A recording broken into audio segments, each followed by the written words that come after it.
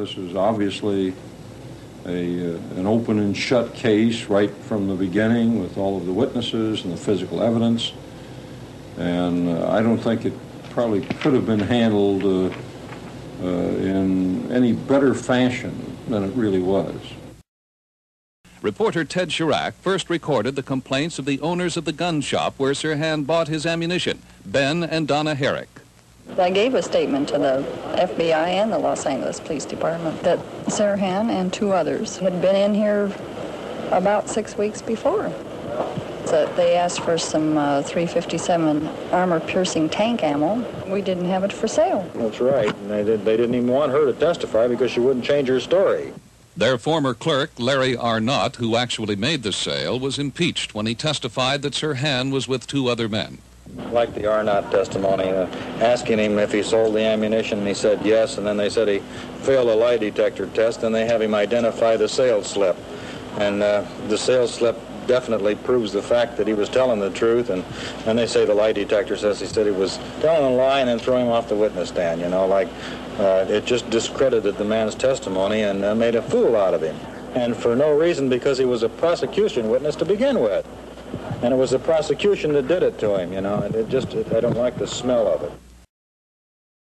I said that when we first started this investigation, you were a little girl at the time, but I said that we've interviewed 4,000 people, and we've done it because someday somebody, for purposes best known to themselves, regardless of the evidence, is going to try to prove that Sirhan didn't do it, that this was a conspiracy, that this is some big mysterious plan that, in spite of all the investigation, we haven't been able to uncover. We knew it would happen.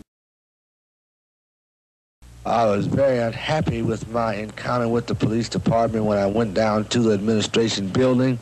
I was very much struck by their desire to fabricate a story and by their effort to strong-arm me mentally into stating that there were things that I did not agree with.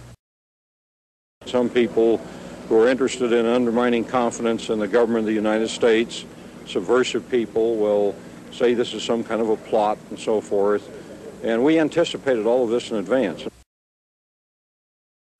If there's anything more to this, some of these witnesses may not live to testify again. I don't know how many people want to say this, but I am afraid.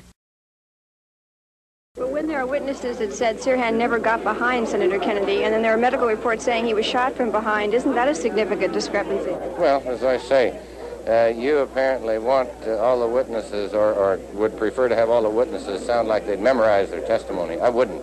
There was no significant discrepancy. Now, you and I are just arguing. Now, you apparently think there was a significant discrepancy. And if we stay here for 4 hours, I do not think I will conclude there was a significant discrepancy in the testimony.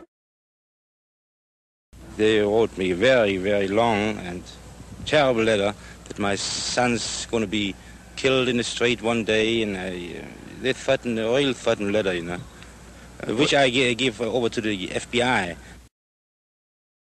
A scathing report on the LAPD from the human rights group Amnesty International. Here's ABC's Judy Muller. The report is doubly damning. In a year-long study of both the LA Police Department and the Sheriff's Department, Amnesty International said officers and deputies regularly use excessive force out of all proportion to the threat posed by the victims, often in violation of international standards. At times, it has amounted to torture or cruel, inhuman or degrading treatment, where people have been beaten, tasered, shot, or attacked by police dogs. It is, frankly, an appalling record. Does anybody pay any attention to Amnesty International anymore?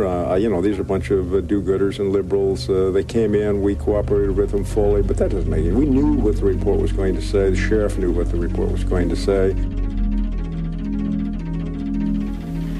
Normally conditioned American who's been trained to kill and then to have no memory of having killed. Without memory of his deed, he cannot possibly feel guilt. Nor will he, of course, have any reason to fear being caught. And having been relieved of those uniquely American symptoms, guilt and fear, he cannot possibly give himself away. I told them to build me an assassin. I wanted a killer from a world filled with killers, and they chose you. It's a terrible thing to hate your mother. But I didn't always hate her. The preceding is from Richard Condon's novel, The Manchurian Candidate, which in 1962 became a hit movie, in which Lawrence Harvey played Raymond Shaw, a highly decorated prisoner of war who was brainwashed by his North Korean captors to become a robot assassin programmed to murder the president. Unknown to millions of people who thrilled to this taut tale in theaters across America, the Central Intelligence Agency, at the time, through its MK-Ultra program, was devoting large resources to see if by drugs, electroshock, or hypnotism, a robot assassin could in fact be created. Common wisdom, of course, holds that a person cannot be programmed to do something that he would find morally objectionable. But not everyone believes that. After receiving a small dose of LSD, they're confused and undisciplined. The notion that you can't be hypnotized to do something you're not morally inclined to do was clearly disproved by our government. Dr. Philip Melanson is the author of the recently released book, The Robert Kennedy Assassination, in which he investigates the hypnoprogramming aspects of the Kennedy murder. Dr. Melanson has spent over a decade looking through government mind control files. The experts that they had doing this kind of research believed you could do that. They demonstrated how it could be done both in their own practices and in their work for the government. And millions of dollars was spent and hundreds of people were worked on and were made to do those things. And the successful uses of hypno-programmed persons as couriers and spies is admitted by the government. The government refuses to admit assassination, but clearly they had that technology available as well. And it can be done. The mainstream of the medical profession and the experts think it can't be done or choose to believe it can't be done. But the broad group working for the government believed it could be done and demonstrated that they could do it.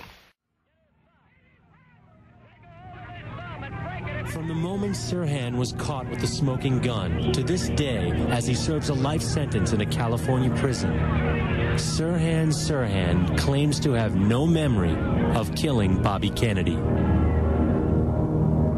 In what appeared to be an open and shut case, Sirhan's lawyers never contested his guilt. They merely sought to prove him insane, incapable of planning the assassination. But the jury convicted Sirhan of first-degree premeditated murder. They concluded he was a politically motivated assassin, a lone gunman who was faking his amnesia to avoid punishment. But some experts investigating the assassination believe Sirhan's amnesia is genuine. They offer a highly controversial theory for the cause of Sirhan's lack of memory. Sirhan's lack of memory for the murder of Robert Kennedy was genuine, and it was established by both the defense and the prosecution before the trial. Sirhan himself badly wanted to remember what had happened. After all, he was caught with a smoking gun, so he wanted very badly to remember, and he worked hard at it, but he was still unable to come up with any motive or any memory of the crime.